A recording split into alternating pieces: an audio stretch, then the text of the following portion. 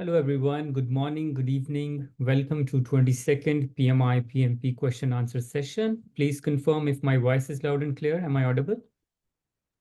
Yes. All right. Let me just share my screen and then we will start.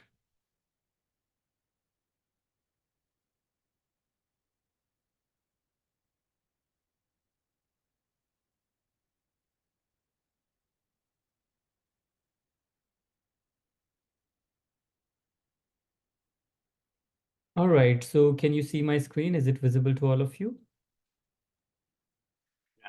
Yes, sir. Yes. So today's topic is collaborate with stakeholders, very important topic. Again, it's a topic from people domain. We are still discussing people domain.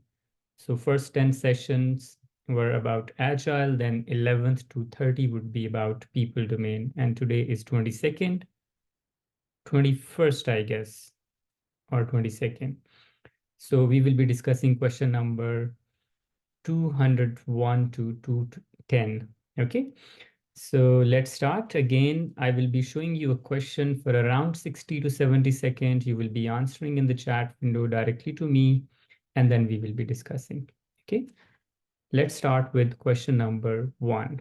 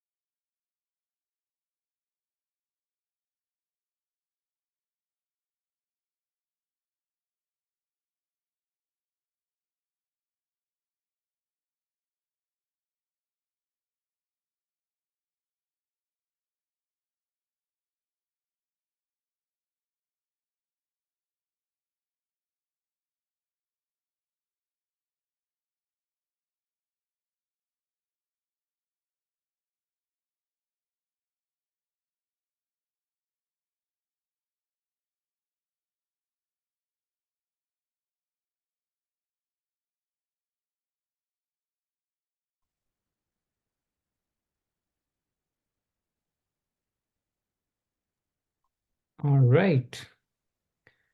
So, Richard, you have chosen option A. Why? It must mean I'm wrong. Out of the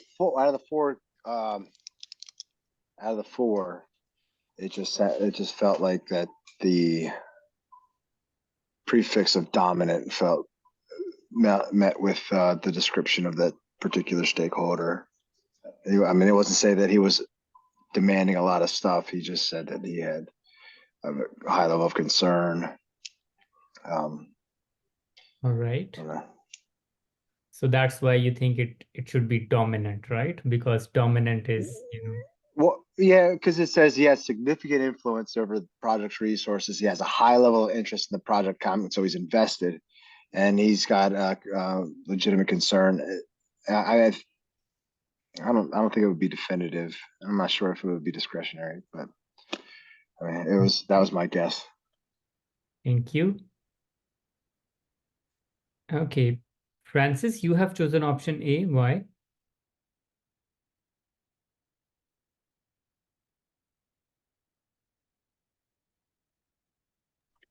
I chose option A, but I don't think it's after reading the question, I don't think it's a right question. It's right answer, I mean. I think yeah, it doesn't show the characteristics of dominant stakeholders. I had to read the question, then I realized I made a mistake. I don't think so. Right. Thank you. Jashri, you have chosen option C. Why?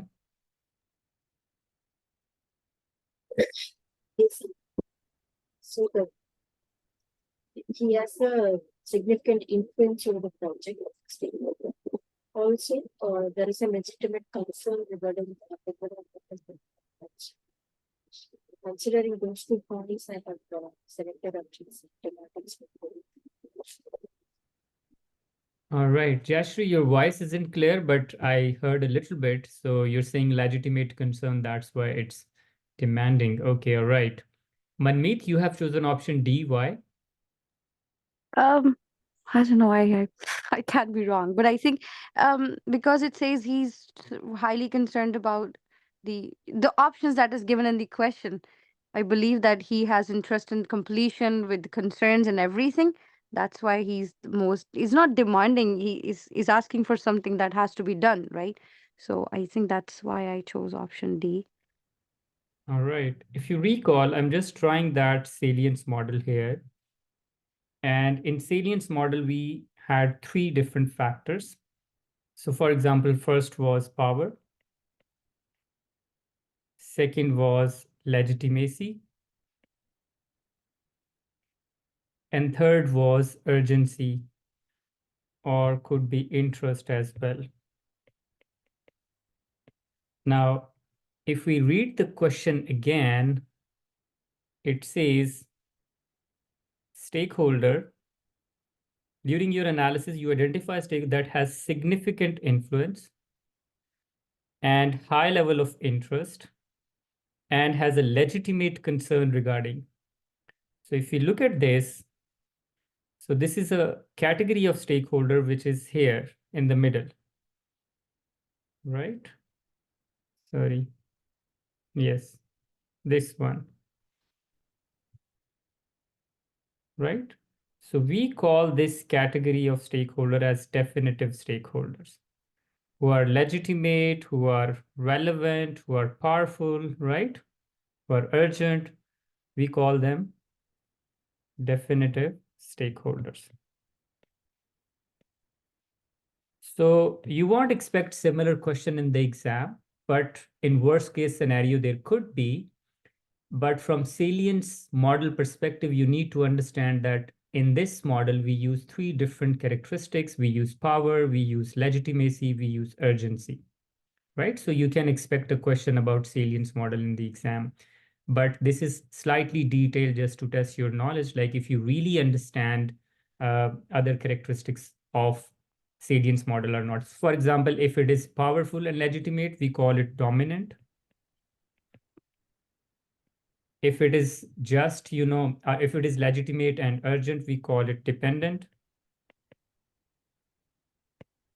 If there are powerful and urgent, we call them dangerous. You need not to memorize these categories, but just for understanding purposes.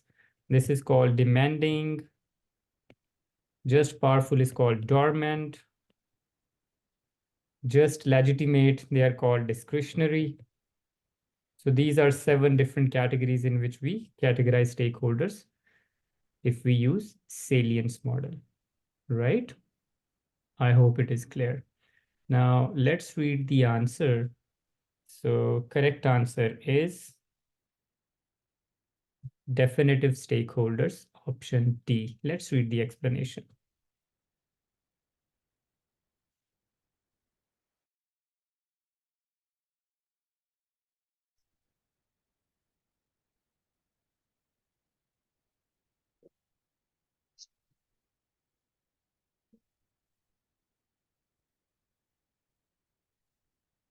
All right, I hope it is clear. Let's move to the next question.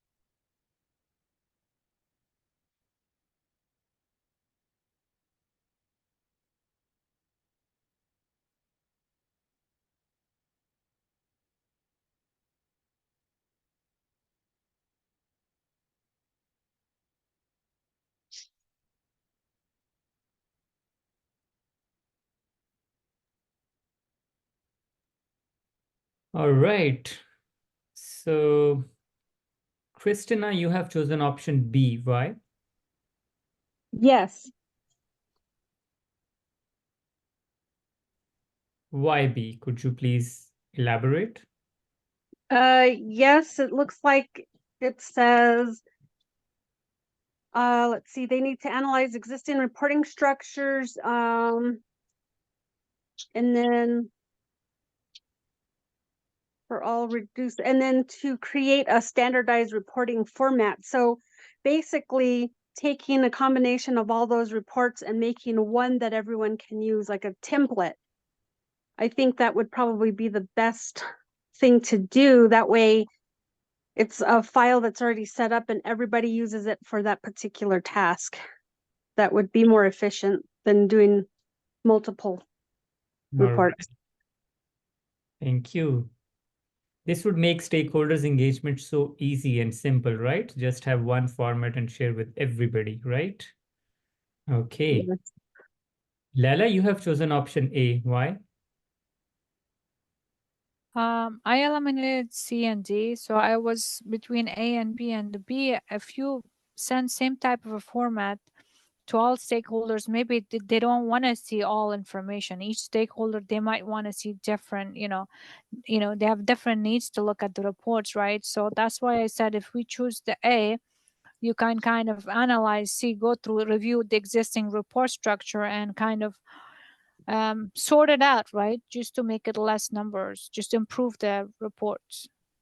Absolutely. Different stakeholders, they have different communication needs. So in order to respond to different communication needs, we cannot have single or one standardized format for all stakeholders. So option B cannot be correct. So having a standardized reporting format for all stakeholders would not help, right?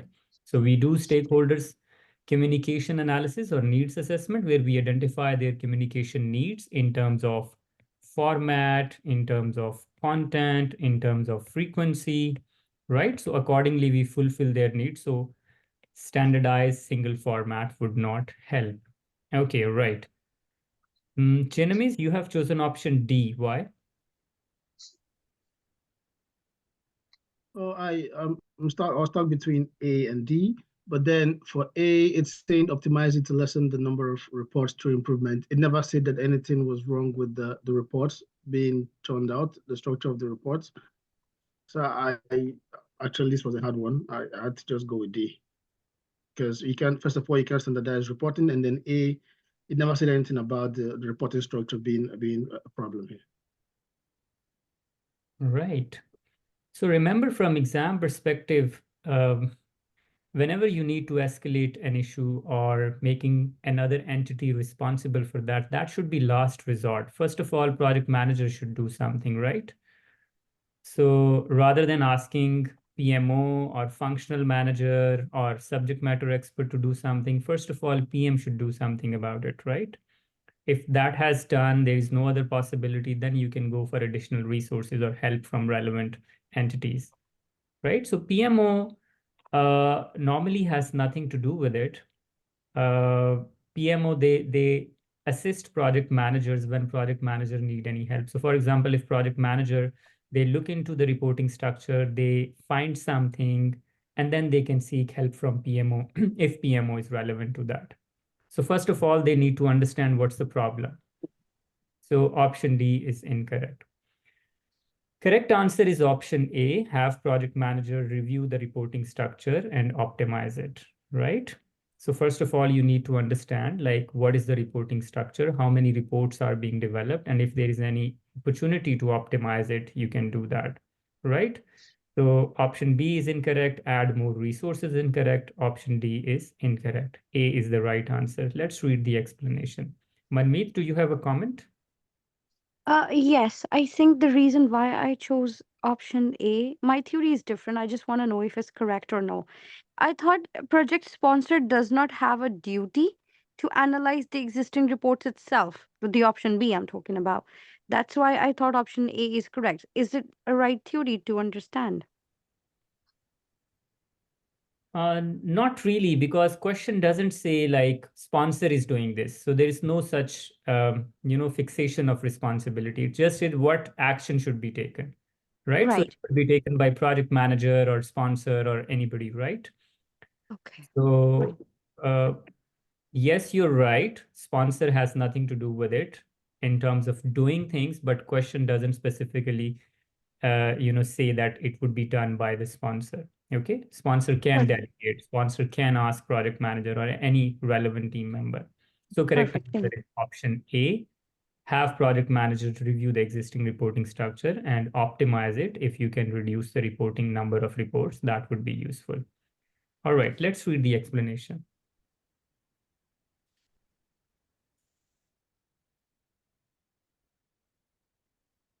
How are you?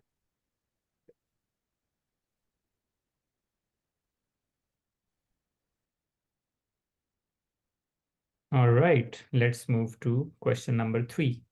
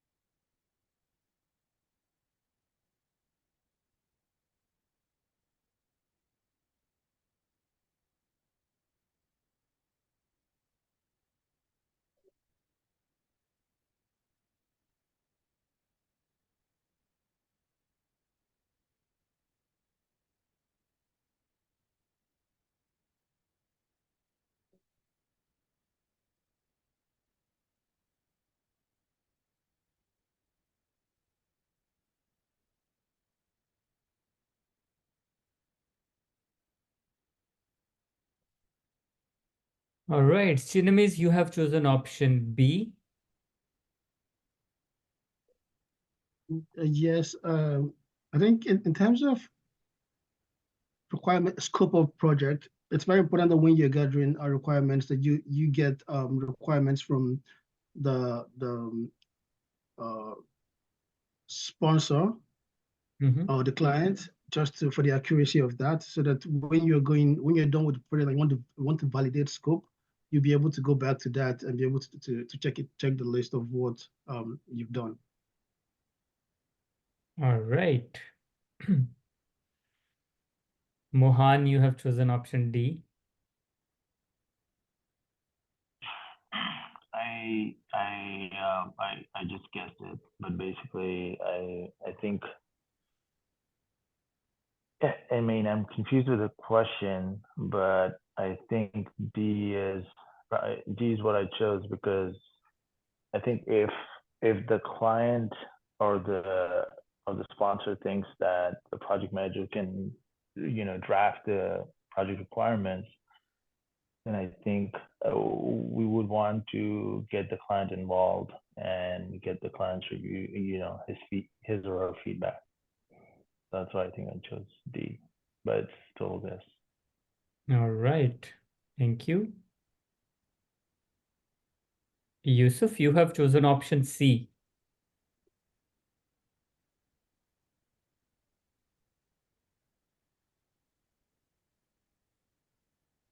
Yeah, because I have to understand the client needs beforehand. So I have to document the needs and then have it as agreement.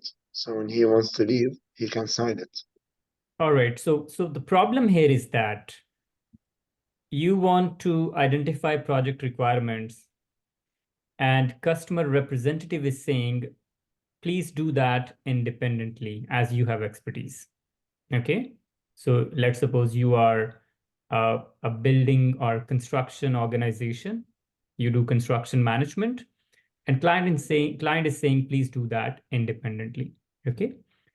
Now, problem with option D is that compile potential requirement for client review and feedback. Like, it apparently looks good, but it's a reactive approach. Like, rather than involving customer in the process, you're doing things yourself and then, having a review or feedback. So it would be better. Please keep yourself on mute, everybody. Umesh, please keep yourself on mute. Okay.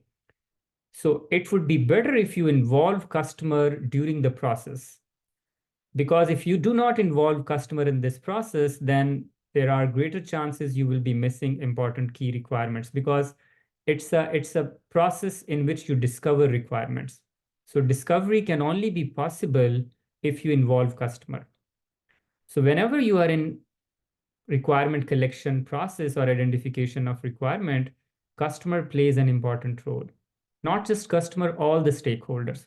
So involving customer during this stage is very, very important. If you don't do that, then you'll end up missing key requirements. Correct answer is insist on client participation for accurate scope definition. And you need to tell them their participation is important. Otherwise, they would have this impression like this is the possibility of the executing agency. They will be doing these things themselves. So we don't have any responsibility, or we are not responsible for that.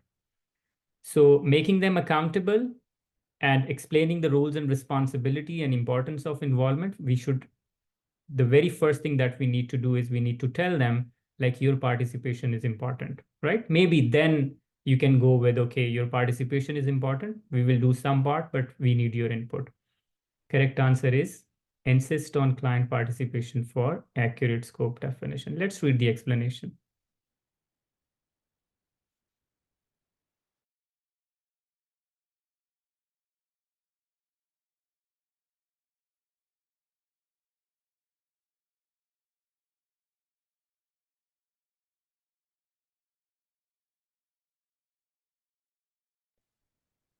All right. Next question.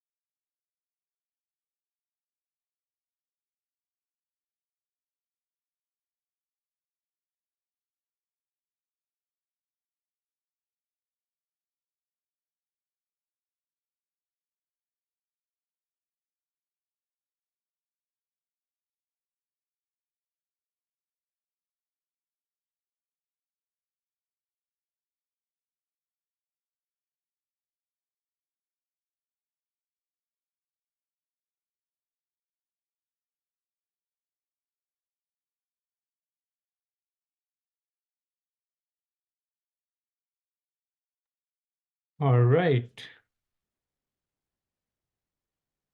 Rahul, you have chosen option D. Why? Because so clearly new organization or CEO has different priorities, and as you're already working, the question doesn't say that your project is not needed, right? It just says that it won't be prioritized. So earlier I was thinking about option C, but that says later on, assuming the project will be terminated. So I think we shouldn't be assuming anything.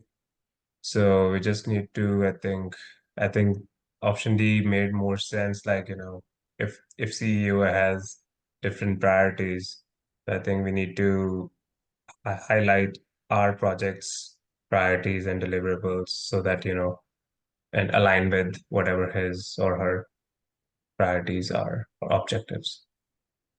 All right. And what's the best way of doing that? For example, yes, you want to do the alignment. What's the best way of doing that? So I think analyzing what the new objectives are and then comparing them to what my project's objectives or goals are, and then, present that way. And how would you do that? Like, how would you analyze? How would you understand what's the new organization vision or new objectives?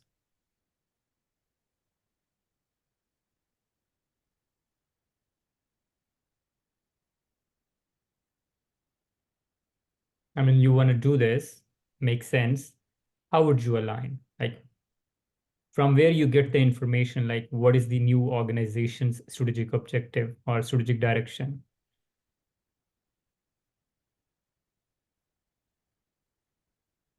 I don't Okay, know, from the project charter or some. okay, right. So project charter is a static document that is developed in the start. Mhm. Charter would not reflect new direction, okay? Yes, first you would understand the new direction, and then you will be updating the charter based on new direction, okay? So charter is not the right option. So the best option is you need to talk to the person, right, who has introduced the change. So whenever you see a question and question has some hint of face-to-face meeting, one-on-one interaction, talking directly to that person, whoever it is, whether it is regarding CEO or if there is a conflict. So do not ignore that option. Spend some time, analyze that option. Maybe that option is the right answer. So yes, you're right. We want to align, absolutely right. We really want to align our project objective with organizational objective. But the problem is new CEO has joined and strategic direction of the organization has changed. So first of all, you need to understand the new strategic direction. And what's the best way of doing that? Talk to the CEO, meet with the CEO and try to understand what is the strategic direction. Once you understand, then definitely you will be aligning, you will be maybe terminating your project, maybe again your project becomes priority. So first of all, you need to talk to the CEO. B sounds correct. Yeah, option B is correct answer. Request CEO to present the value of your project and understand the new strategic direction of the organization. So first of all, you need to understand. So we are consistently discussing this.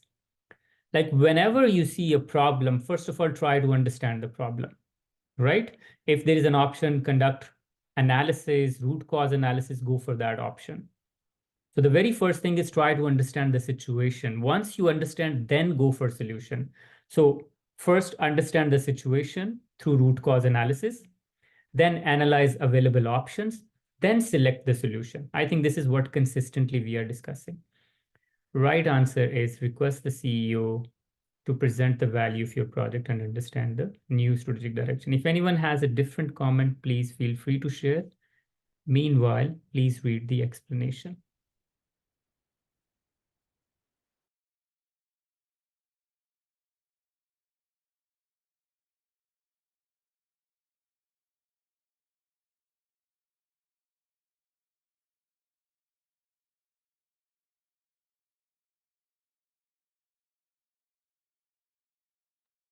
All right.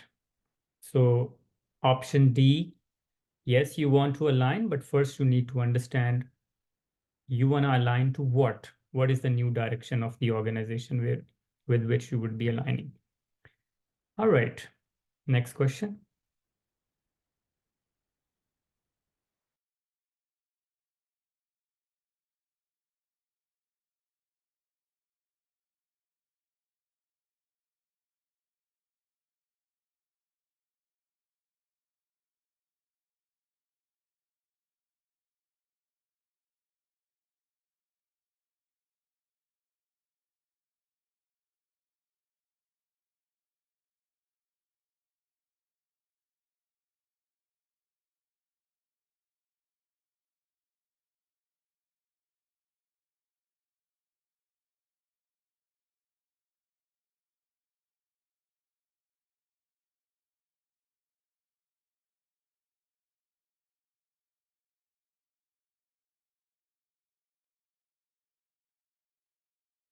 All right. So, okay. So, Christina, you have chosen option C. Yes. Why? Well, if you want to know what potential users want, you need to do some research and ask the questions Mm-hmm. to get feedback, what they're expecting, and then and then develop from there. All right. Thank you. Yusuf, you have chosen option B. Why? Yeah, studying the behavior, it Mhm. has multiple approaches. Or it's one of them is the persona assessment mainly as a first step. The market research is like benchmarking, and this can be more of not behavior assessment rather than to be something else. The market Okay. is like more of money, economy, Right. and so on. Okay. Thank you. Bharani, you have chosen option C. Yeah, Amar, actually, so what they say is the project is focused on designing and solution that resonates. Mhm. So first thing is like I was choosing the market, like the answer is C, conduct the market research Mhm. to understand like, the benefits, right? So of the project, like if we are like delivering it or designing a project and delivering it, and how come, like how would be the market, I mean the revenue, the like a business perspective wise I was thinking. So that's the reason I chose like market research. All right. So you want to develop a product that is aligned with customers' behavior, values, or needs. That's what you want to do. Okay. So if we talk about option one, wireframes. So what are wireframes? Wireframes are simple mock-ups or kind of prototypes that you develop to see how the product would look like, right? So for example, when you need customer feedback, right, about the product, you develop wireframes. You develop a sketch. For example, if you are developing a website, so you develop a basic sketch, right? And you will show it to customer, and customer would provide you feedback, right? So this is called wireframe. Personas. Personas are fictional characters that actually document customers' needs and their behavior. So for example, we say, okay, let's suppose we want to understand training needs of professionals. So we would say, okay, let's suppose Rahul is a person. So we will develop a fictional character of Rahul. So we'll say Rahul with this education, bachelor's degree in IT, works in this organization. So it's a fictional character. We're just assuming, right? We're just assuming like there is a person with this qualification, this experience, these are the needs, this is the behavior, this is the technology the person uses. So we actually talk about person's needs and person's overall values, routine, their everything, so that we can design our product accordingly. So personas are more detailed and in-depth analysis of customer needs and customer behavior pattern, like how customer behave. Even we talk about day-to-day routine as well. We talk about what sort of resources a customer has. So for example, we say Rahul would have access to internet. He has a laptop, he has this technology, he can use Microsoft Zoom, so means virtual trainings would work. So if we really want to understand customers' needs, their experiences, their behaviors, and their goals, personas are the best form of elicitation of requirements. Market research is a generic term. Market research could be relevant to anything. As Yusuf mentioned, it could be relevant to business, it could be relevant to market product requirement, it could be relevant to supply and demand, it could be relevant to anything, right? Supply and demand pattern. So market research is a generic answer. To specific answer or precise answer is write personas, write those fictional characters about your customer and try to understand their behavior. Correct answer is option B. Okay, let's read the explanation.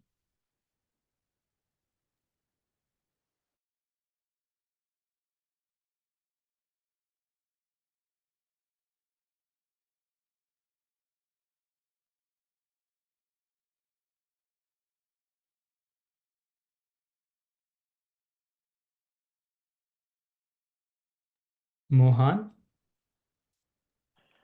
So, I mean, I agree with the with the explanation, but between, if you go back to the option of wireframe, and I know that wireframe is not actually a prototype, right? But wouldn't, when you show the customer the wireframes, wouldn't that intrinsically have some of the behaviors that we are collecting while we are gaining feedback from the wireframe? I mean, Yeah, you're right. Makes sense. Like you develop something and then you show it to customer and to see if you have some feedback or not. But here the question is you want to understand users' needs, their experiences, and their goals, right? So for that in-depth analysis, personas are more relevant. So you first develop personas even before starting anything, right? So you haven't designed anything. First of all, you need to understand your customer. In order to understand your customer, you develop those fictional characters, personas. And personas could be more than one. Like if we have different categories of customers, we have different personas. So personas are more precise and better way of understanding customer needs. They are but proactive approach rather than yeah. reactive approach. So if there's an option of prototype or personas, is personas actually the better way to collect feedback as versus prototype? Because I thought prototype was the best way to collect customer feedback. Yeah, you're right. Prototype are a better way to collect customer feedback. But here we are not collecting customer feedback. Before developing anything, we have developed personas. So we want to understand customer needs. In order to understand customer needs, the first thing is you need to develop personas. Okay? Okay. Because first you develop personas, then you are in a better position to understand customer needs, then you start developing product. Prototype would come later, right? So you develop prototype and then you would show it to customer for feedback or for improvement purposes. Okay? So the best option is write personas. When you write personas, you better understand customer needs, their experiences, their goals. Once you understand this, then you will produce product relevant to their needs. So right answer is option B. All right. Next question.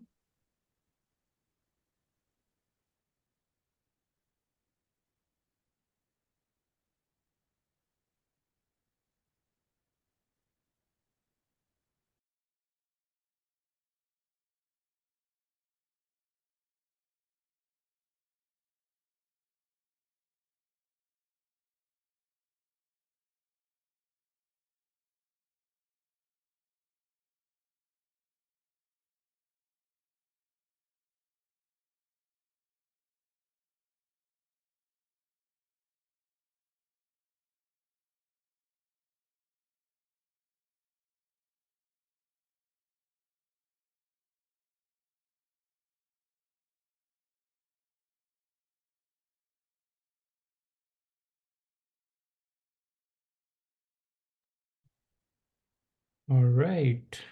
Lela, you have chosen option B. I think the best option would be B, because to inform the stakeholders upfront that this expectation, right, that you can deliver this on time for the time that they want. So I was between actually C and D. I could have I don't know which one would be first, to ask them for more resources and funding. So if you can expedite the schedule to meet the project to deliver on time. But then I thought B was more just, tell them upfront that you can deliver on time. So I went with B. All right. Thank you. Yusuf, you have chosen option C. Yeah, because you have to get more understanding and discussion and agreement with the stakeholder. You can't start planning without having agreements. The plan is when you finalize your specifications. But here, still, we are not sure about the specification, and we are not agreeing on the scopes. So this should be finalized, and then you proceed with the planning. All right. Richard, you have chosen option D. Why? So as I read the answers in the question again, It says that, I'm managing the project. So I'm assuming that, I'm contracted already. If I go through my planning process and, identify everything, then I can go to the stakeholder and say, it's I analyze the project, and then I can go to them and be like, this is what our research says.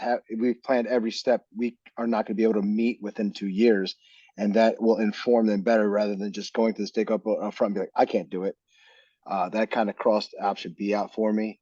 And then C, I don't want to ask for additional funding already. If I do all the analysis first, then I can accurately explain myself to the stakeholder when I meet with them and try to reach that feasible agreement to where both of us are, we understand each other a little bit better. Because the stakeholder just is making demands where you're the professional, you need to back up why these things aren't feasible. All right. So the question says, if you read the question, it says, based on your extensive experience and preliminary analysis, the scope. So you have done preliminary analysis, and based on that, it looks like you won't be able to complete the project on time. Now, what you would be doing? So begin the project and adopt an incremental planning approach. This would not address the question. So question is, you have to complete the project in 2 years, but incremental planning approach would not help in completing the project in 2 years. It may extend maybe 3 years, 4 years, or 5 years, right? So incremental approach is not an answer. Inform the stakeholders upfront that their expectations are not realistic. You have just done preliminary analysis. So based on preliminary analysis, you can't say no directly to the stakeholder. So inform the stakeholder upfront that the expectations are not realistic. You can do that. Engage with the stakeholder to discuss the possibility of allocating additional resources. Again, the keyword is preliminary analysis. Based on your preliminary analysis, you can't ask for more resources. Correct answer is conduct thorough planning to identify all possible efficiencies and alternatives. Then discuss these findings with the stakeholders to reach feasible agreement. And this is what we actually do. Whenever a stakeholder requests, this is a realistic scenario, like stakeholders request, okay, this is the deadline, you have to complete this. So you say, okay, we will try to complete the project in this timeline, but let us do some planning. Let us do some research. Let us do some analysis. And based on that, we will be informing you about the final deadline.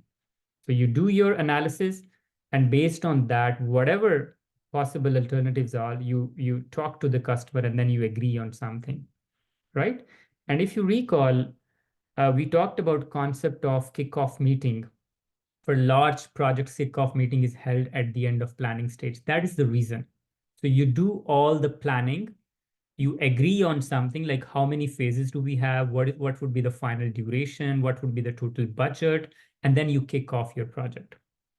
Because before that, you can't do that. You can't agree on anything. So for large waterfall construction projects, you do kickoff meeting after planning. So here, the same principle is applied. You do thorough analysis, and based on thorough analysis, you identify all the possible options or alternatives, and then you discuss with the customer to agree on something. So correct answer is option D, right? Let's read the explanation.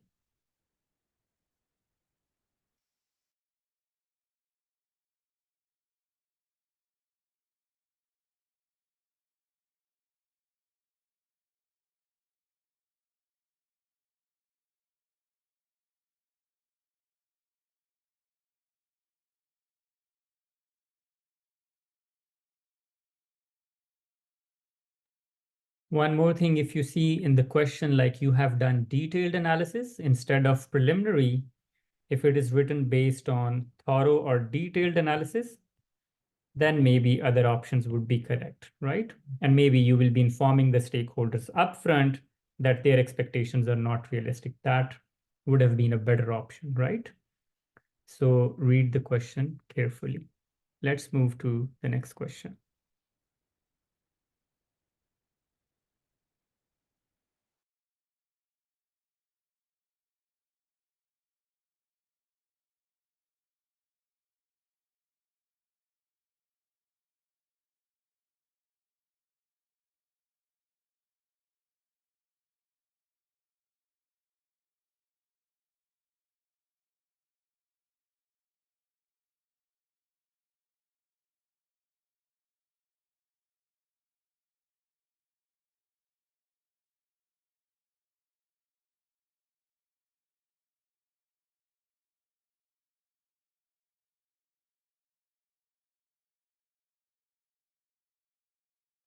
All right, Francis, you have chosen option A. Why?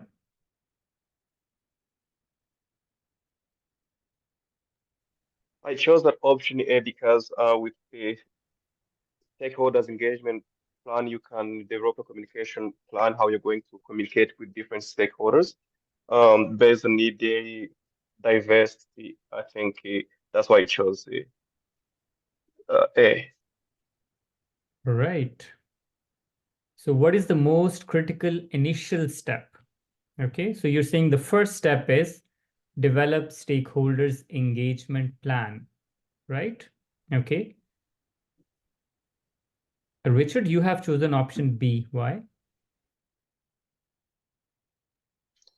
So as I read the question, it says, what's the most critical initial step to ensure that that the stakeholder needs are effectively aligned with the project objectives?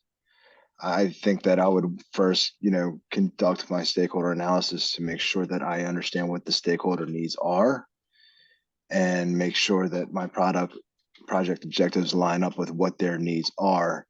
Not necessarily, I kind of struck out A because it wasn't how I engage with them. It's what they're looking for by the end of the project.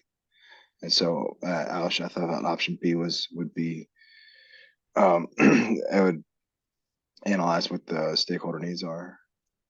All right, so we want to see on one side we have stakeholders need. On the other side, we have our project objectives. And we want to see if they are aligned or not. So what's the first initial step that we need to understand?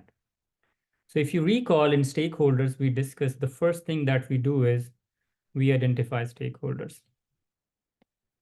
After identification of stakeholders, what we do stakeholders analysis. Remember where we talked about power, interest matrix.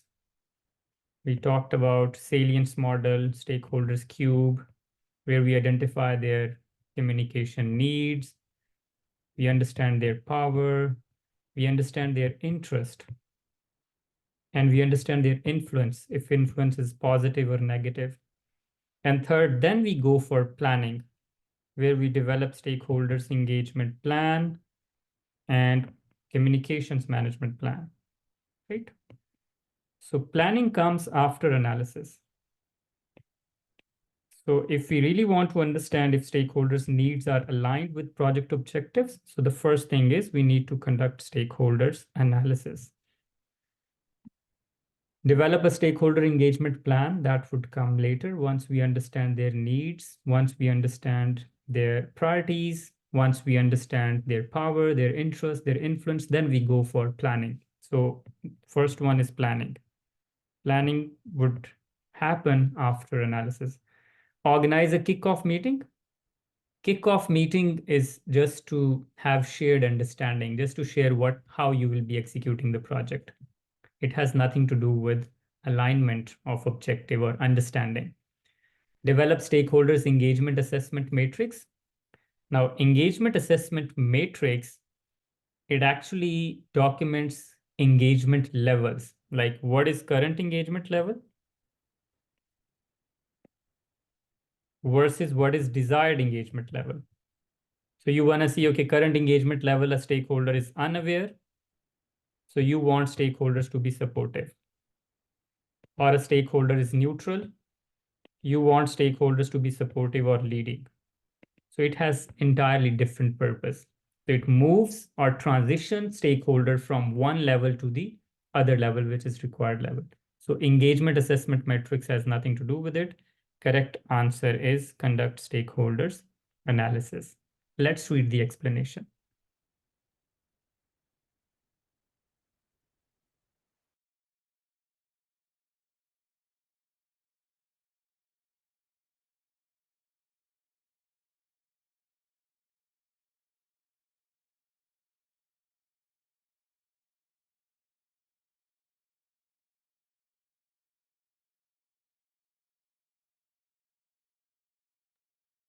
All right, so there's a typo. This is just P, rest is same. Conduct stakeholder analysis is the correct answer.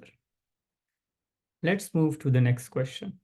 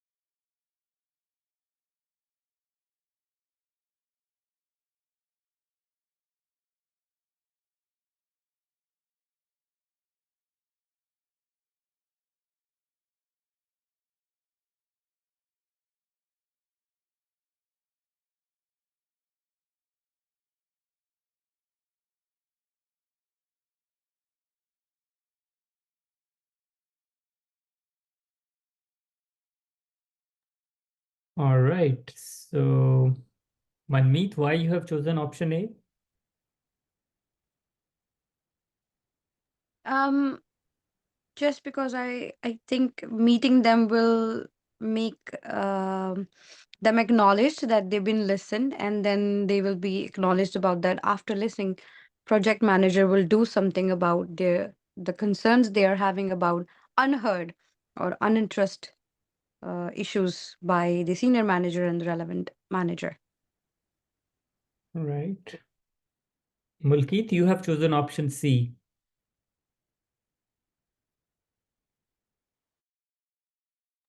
Yes, sir. Uh, in the option C, what I thought we need here he is to first to gather the information by doing a survey, because if he go for B, that means the report will be given by the manager as per his interest. So that interest will be solely like what he want. But this is a problem between the subcontractors and contractors. So this problem with the senior management. So he need to gather the information from the survey so that he can later compare with all the reports coming from the manager. So first thing he has to conduct a survey. All right. So Mulkeet has, come up with a point like the first of all, what you need to do is you need to collect information. You need to gather information. Now, there are different ways of gathering information or collecting information. So, for example, you can use survey as a method of collection of data or information. You can do meetings. You can conduct interviews. You can conduct workshops, focus groups. All of these are different ways of collecting information. So surveys are conducted when you have large audience who are geographically dispersed and when you are interested in statistical analysis. When you have large audience who is geographically dispersed and you are interested in statistical analysis, you go with survey, right? So if you want to collect information, best form of collecting information is face-to-face interaction or meetings, right? So you're absolutely right. You need to collect information first. And the best way of collecting information is not survey, is meeting. So your understanding of the question is right, but the possible or the right option is not survey, it's meeting with the relevant individual. So if there are concerns, meet with the relevant individuals. So this is what we discussed earlier. Whenever you see such options in the question where there is, an opportunity for face-to-face meeting or one-on-one interaction or in-person meeting, do not ignore that option. Pay some attention, analyze that. So it says during a construction project, contractors feel their concerns are not being heard by senior management. So there's a gap between senior management and contractor. And the relevant manager seems uninterested in the issue. So if they are not interested, asking for a report would not make any sense. You understand? If relevant manager is not interested, then there is no point of asking for a report. Survey, I have explained, survey is done for large audience. When you're interested in statistical analysis, you go with that. Review the stakeholders engagement plan. It is plan, right? We're talking about actual engagement. Maybe something is written in the plan, but it's not being implemented. So first of all, talk to the relevant party, try to understand their concern, and then take the relevant action. So correct option is meet with contractors and subcontractors. Let's read the explanation.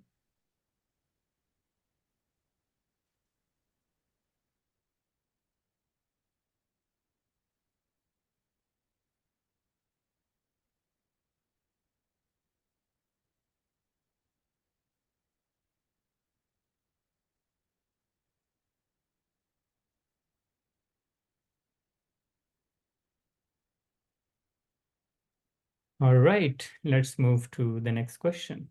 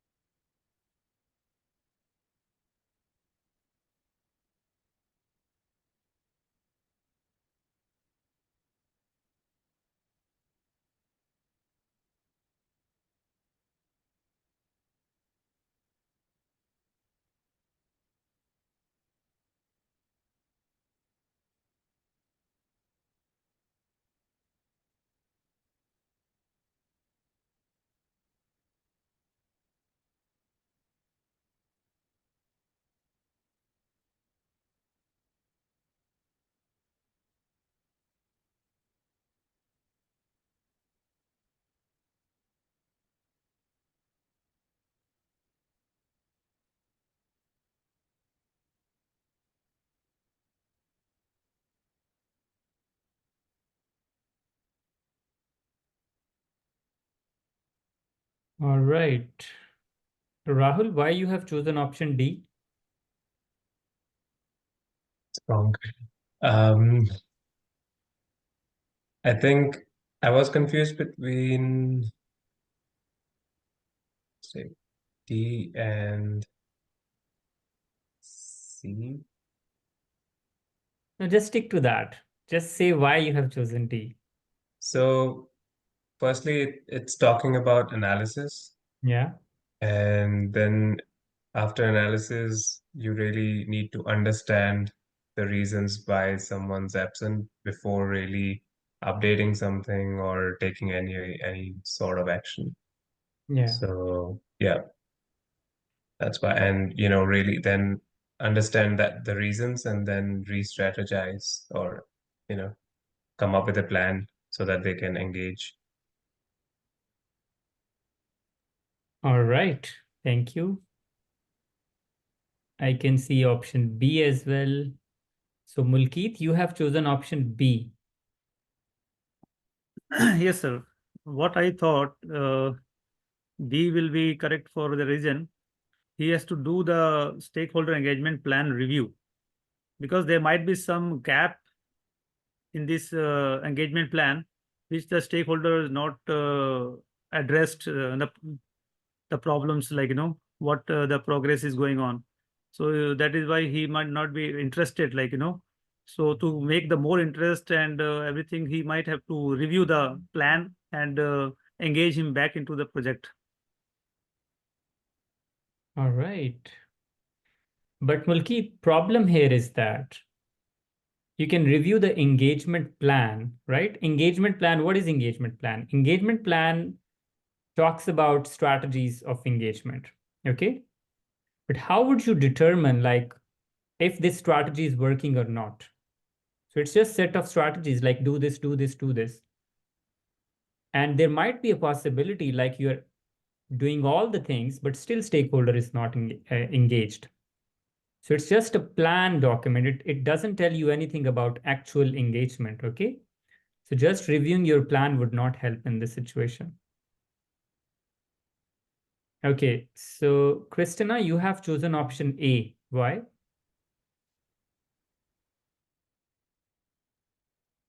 I kind of think that it's kind of like when you do like an attendance list, you check people off that are coming to the meeting.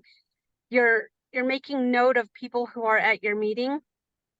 And then it goes on your meeting minutes. And so when you distribute these documentations, it shows who's at the meetings and who's not.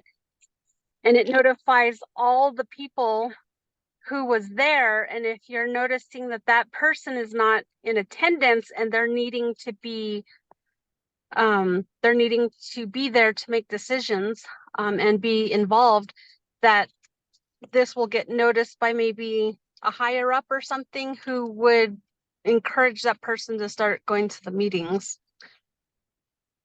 It's kind of a very passive way of doing it, but that's why. All right, but we don't add this information in stakeholders register, right? We don't add this information like minutes of meeting are not part of stakeholder register, okay? Okay. So maybe your concept is right, but we don't update stakeholder register. Okay, Okay. so the question is, if we look at it, it says a key stakeholder is not participating. What you need to do? Again, I'm highlighting the very first thing is you need to understand the problem. You need to understand the issue, like what's going on. That's the first thing. So conduct stakeholder analysis to understand the reasons, like why stakeholder is not participating, right? There could be multiple reasons. Once you identify that, then you would be taking the right action. Correct answer is option D. I was thinking like this question would be very easy and simple for you because it's duplication of an already of a question which we have already discussed, right? So I'm emphasizing it again and again. You will see a lot of question in the exam in which you need to do the analysis, and this stakeholder section is very important. The students who have taken the exam, I have taken the exam based on my personal experience, you'll see around 50 questions in the exam regarding stakeholders. Okay, so please pay attention. Correct answer is option D. Let's read the explanation.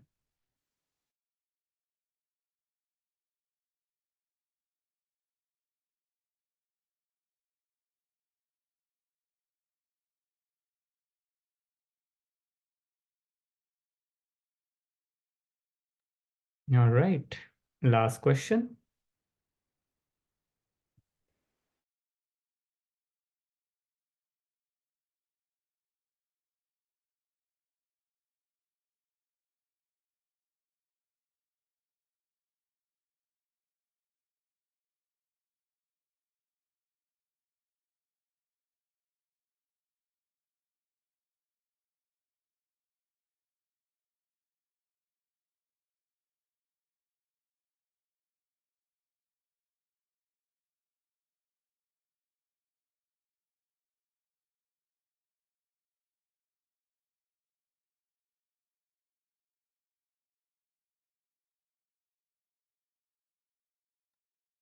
All right, Genevieve, you have chosen option D. Why? Just did elimination here. This D is the only one that relates to agile here, agile principle, welcoming changing customer requirements even late in product development. That's why A doesn't make sense to me. Negotiate with customer to formulate comprehensive project agreements. B doesn't make sense. C doesn't make sense. So D for me. All right. Mohan, you have chosen option D. Why? I think like I mean, somewhat Chinamani was saying, right? D is the best option for agile, and where you're welcoming the customer requirements even late in the product development. So I think that was the best suited option which I chose. That's right, but how it is relevant to the question? D is the best option because it's an agile principle, but how it is relevant to the question? I mean, if you look at C, ensuring that they're talking about the constant pace, which is really not relevant, right? And building project and then going up backwards. And B is building project around motivated individuals, trusting them to get the job done. It doesn't suit it, and negotiating with the customer to formulate comprehensive project agreements. I don't know what that means, but yeah. I don't have the best rationale, but all right. Good try. Lala, you have chosen option D. Why? So the question is asking how we can get how we can get involved, right? Build a relationship, right, with the stakeholder, if I'm reading this correctly, right? So just by making them feel like they're always welcome to come with new ideas, new changes, that there's never late for them to anything they have, they can always come in and I can kind of, accommodate that, or, give them that feeling. I feel like that how you would get them engaged. Absolutely. So that's why. Absolutely. Making customers feel that they're always welcomed, their changing requirements are or would be accommodating, we will be accommodating their requirements, and it's never late. So this sense of comfort or this sense of understanding or adaptability would help foster collaboration between customer and the team.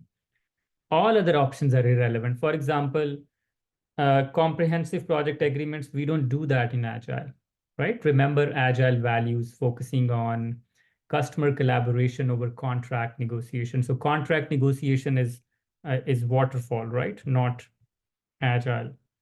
Building projects around motivated individuals. So motivated individual is for for adaptability. Like if you have motivated individual, they would go extra mile to get things done. So it has nothing to do with customer collaboration. Ensuring that customer and the team can maintain a constant pace. So constant pace is mainly for trust building and to make sure that you're delivering product to the customer through incremental delivery. So correct option is welcoming changing requirements so that customer feel that whatever their requirements are, even if they are during the later stages of the development, they will be accommodated. Correct answer is option D. Let's read the explanation.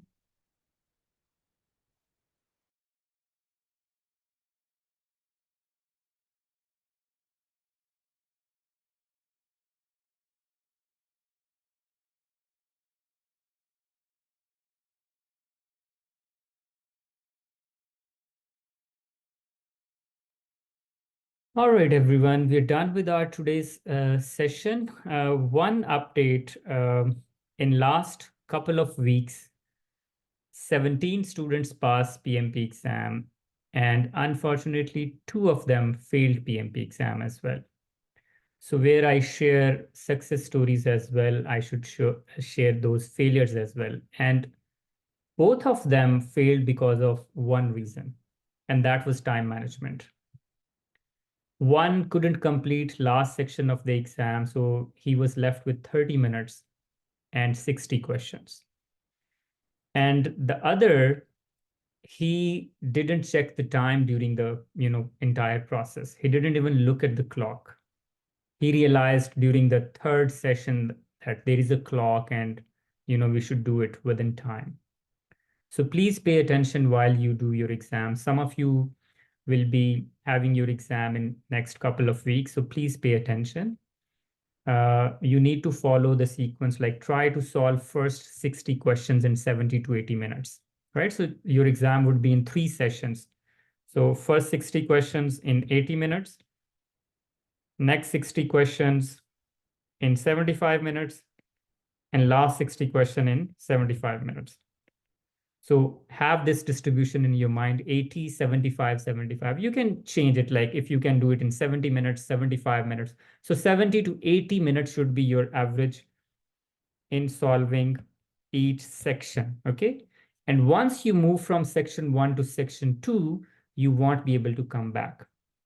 And another confusion, one of the students who passed PMP exam, he told me when he spent 80 minutes, because I have told my students like spend 80 minutes in first session. So he was like, I was of the view like when 80 minutes would be over, somebody would be telling me, okay, your time is over, or there would be some warning on the clock, but there won't be any warning. So I continued spending more time in first session. No, there won't be any warning, right? You have to notice yourself. So 80 minutes is the maximum limit and clock would work backward. When you start your time, you'll see 230 minutes. And after 1 minute, it would be 229 and then 228. So it would go backward. So remember, when remaining time is 150 minutes, you should be able to complete session 1. When remaining time is 75 minutes, you should be able to complete session 2 so that you have 75 minutes for last session. So please manage your time. All students or most of the students, they pass exam, they didn't see any problem in content.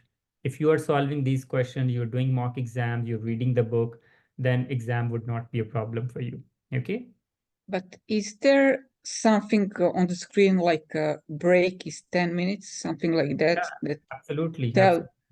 tells you that the session 1 is completed, Yeah, like break 10 absolutely. When you minutes. complete question number 60 and you click on next, then a new screen would appear and it would tell you, okay, now you can have 10 minutes break.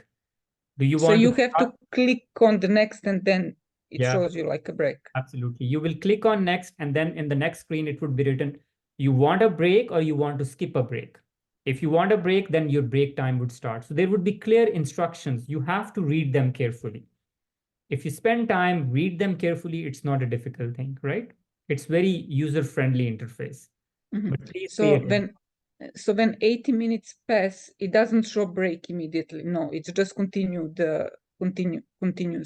Exam going. would continue, right? Break would come after 60 questions. Break has nothing to do with time. Okay, please keep this in your mind. So basically, Amar, sorry to interrupt, but this breaking out the time is for us, on us, right? How soon we complete the 60 Yeah, questions. absolutely, absolutely. So you will be having 100 to 60 questions. Then there would be a break. Then 61 to 120 question. Once you complete 120, there would be another break. Right now, it's up to you how much time you will be spending on each section. I recommend do not spend more than 80 minutes here. Do not spend more than 75 minutes here and 75 minutes here. In this way, you would be able to complete total exam in 230 minutes. Right? You can do this in 75 minutes. You can do in 70. You can do in 60. Maximum is 80, right? So please manage your time. These section would change after 60. Once you complete question number 60 and you click next, you'll have a break, optional break. You can skip it, right? If you skip it, you'll move to next section. But I suggest take the break. Spend 10 minutes, come back, start the exam. Then that would lead to question number 61.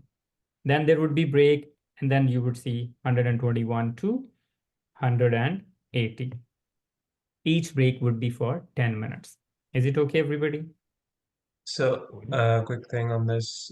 So after 60th question, so you're saying there will be a break, and it would be regardless of how much time a person spends on first 60 questions, right? So if, like you're saying, people spend more time on each section, so like instead of 80, if someone spends 90 minutes or 85 minutes, so that's like regardless. Absolutely.